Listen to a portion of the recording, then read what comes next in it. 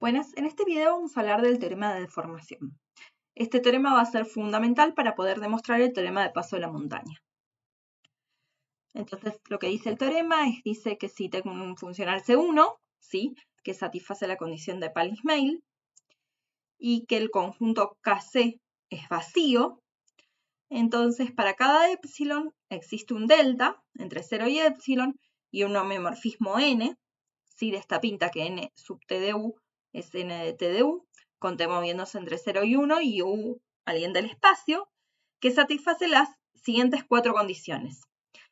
Que eta sub 0 es la identidad, ¿sí?, que eta sub 1 de u es u para cualquier u que no pertenezca a este conjunto, a phi menos 1 de c menos epsilon c más epsilon, que phi de eta sub t de u es menor o igual a phi de u para u en h y t entre 0 y 1, y que eta 1 de a de c más delta está contenido en a de c menos delta, ¿sí?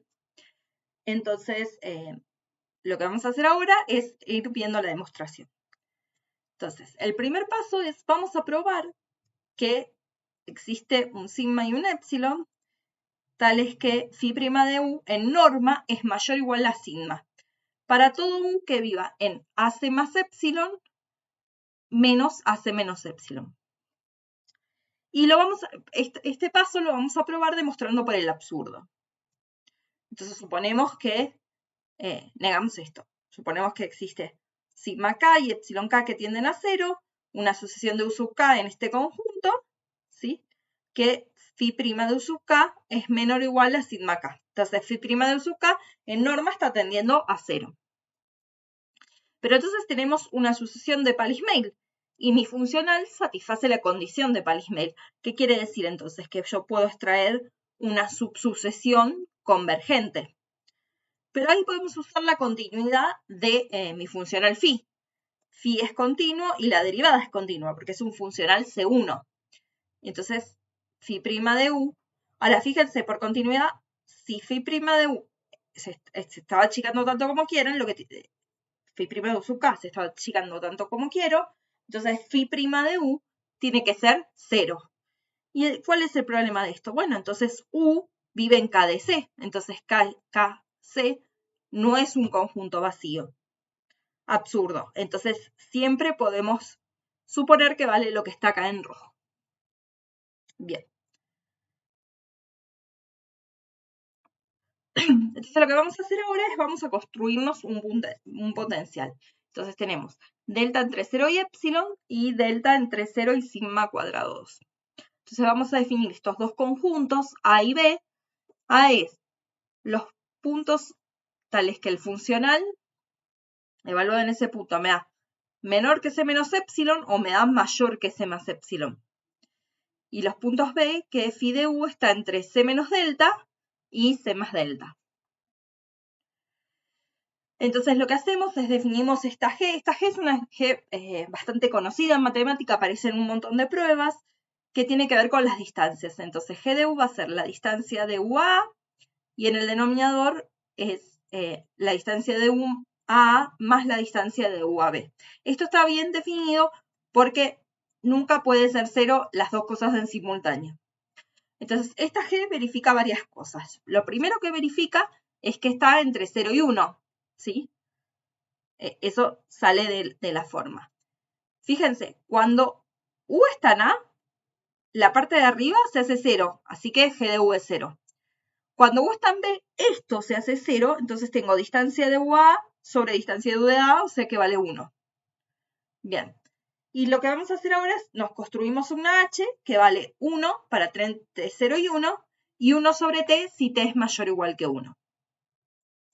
Entonces, ahora estamos en condiciones de crearnos este potencial que tiene la G que acabamos de definir, la H, ¿sí?, y la phi' de U.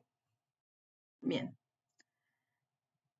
Entonces, ahora lo que decimos es, bueno, como esa B que construimos en realidad es una función buena, termina siendo una función Lipschitz, no vamos a entrar en detalles, pero termina siendo una función Lipschitz, entonces yo puedo mirar la ecuación diferencial ordinaria. Entonces, por teoría de ecuaciones diferenciales ordinarias, si ves Lipschitz y yo tengo una condición inicial, este problema tiene solución y es única, ¿sí?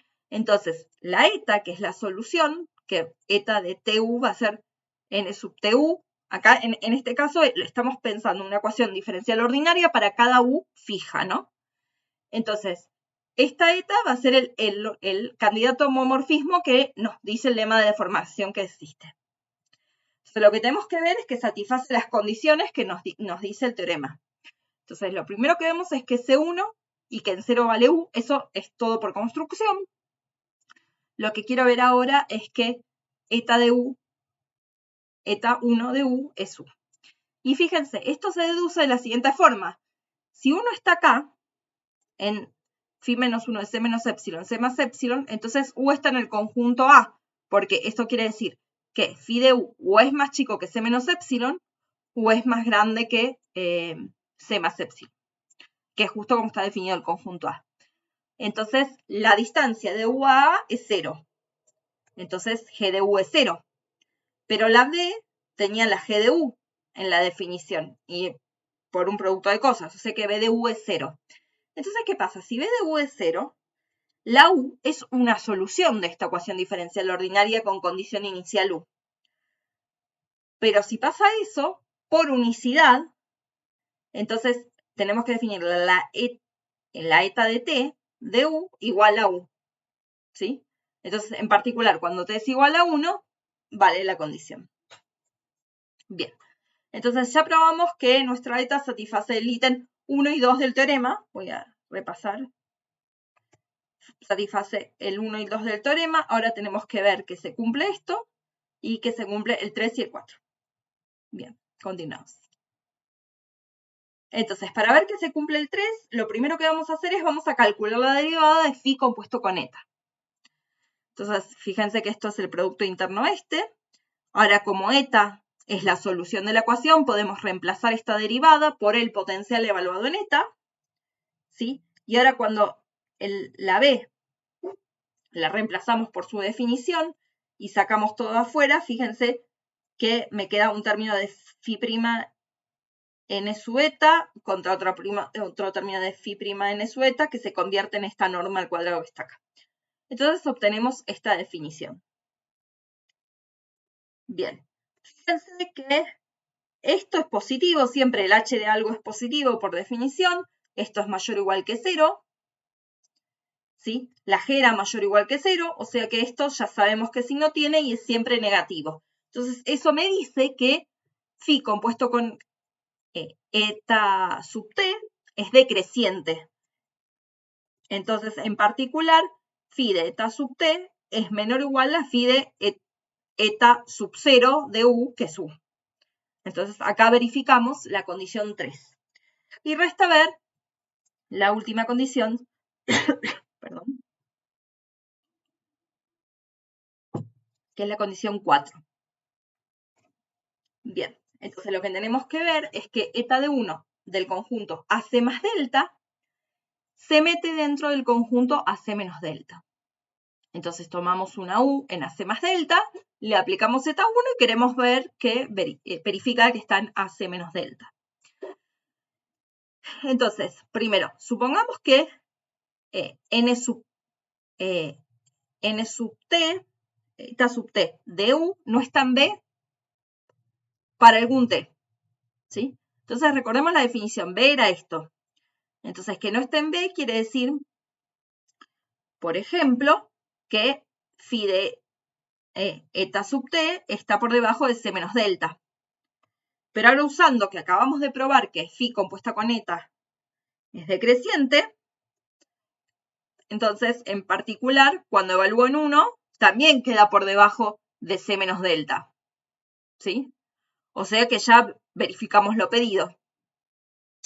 Bien, entonces, hay otro, lo que puede estar pasando también es que eta sub u no está en B, pero ¿por qué?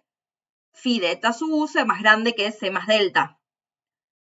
Bueno, pero esto no tiene sentido, porque de nuevo, probamos esta igualdad, y phi de u ya sabemos, esta sería phi mayúscula, que hay un typo ahí, phi de u, ya sabemos por definición, porque la u está en a c más delta, que es menor o igual a c más delta. Entonces ahora nos queda analizar el caso cuando eta sub t de u está en b. Pero si está en B, entonces la G, evaluada en ese punto, tiene que valer 1. Ya lo habíamos comentado esto. Bien.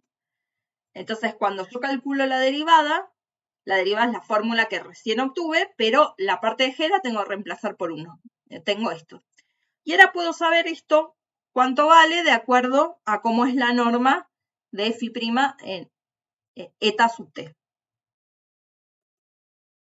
Entonces, fíjense, si es mayor que 1, la h lo que va a hacer es va a poner 1 sobre el número. O sea que acá voy a tener 1 sobre la norma y multiplicado por la norma al cuadrado. Entonces me queda una sola norma. Pero en el paso 1 probamos que la norma de phi' se acotaba por sigma. Acá como tengo un menos, se da vuelta la desigualdad, me queda menos sigma. ¿Sí? Ahora, si tenemos que phi' es menor o igual a 1, entonces este h se reemplaza por 1, entonces directamente tengo menos la norma de phi' al cuadrado, y usando de nuevo la cota del paso 1, nos queda menos sigma cuadrado. ¿Sí?